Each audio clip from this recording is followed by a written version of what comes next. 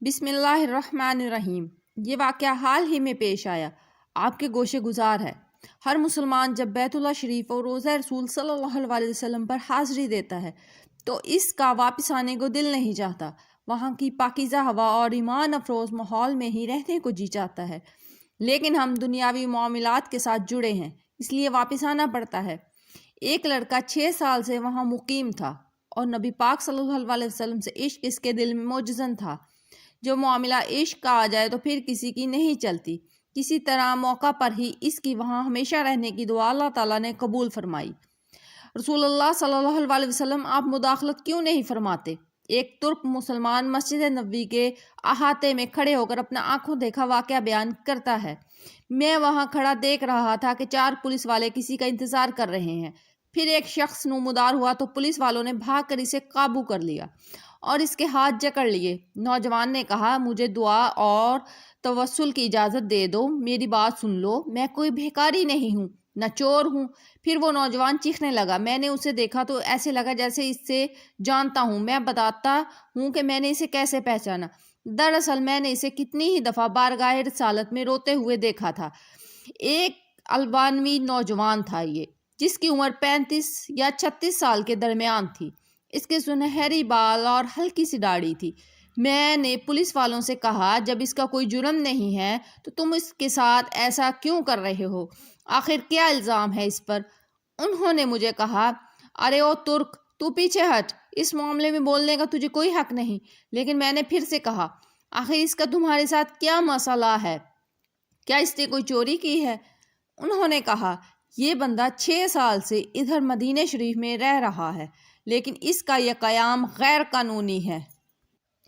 ہم اسے پکڑ کر واپس اس کے ملک بھیجنا چاہتے ہیں، لیکن ہر دفعہ ہمیں چکمہ دے کر بھاگ جاتا ہے اور جا کر روضہ رسول صلی اللہ علیہ وسلم میں پناہ لے لیتا ہے، اور ہم اسے اندر جا کر گرفتار نہیں کرنا چاہتے تھے۔ میں نے پوچھا، تو اب اس کے ساتھ کیا کرو گے؟ کہنے لگے، ہم اسے پکڑ کر جہاز پر بٹھائیں گے اور واپس البانیہ بھیج دیں گے۔ نوجوان مسلسل روئے جا رہا تھا اور کہہ رہا تھا، کیا ہو جائے گا اگر تم مجھے چھوڑ دو گے؟ تو دیکھو، میں کوئی چور نہیں ہوں، میں کسی سے بھیک نہیں مانگتا، میں تو ادھر بس محبت رسول میں رہ رہا ہوں۔ پولیس والوں نے کہا، نہیں، ایسا جائز نہیں ہے۔ نوجوان نے کہا، اچھا مجھے ذرا آرام سے رسول اللہ صلی اللہ علیہ وسلم سے ایک عرض کر لینے دو۔ پھر نوجوان نے اپنا منہ گنبد خضرا کی طرف کر لیا۔ پولیس والوں نے کہا، چل کہہ جو کہنا ہے۔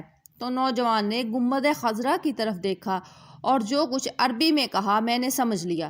وہ نوجوان کہہ رہا تھا، یا رسول اللہ صلی اللہ علیہ وسلم، کیا ہمارے درمیان اتفاق نہیں ہوا تھا؟ کیا میں نے اپنے ماں باپ کو نہیں چھوڑا؟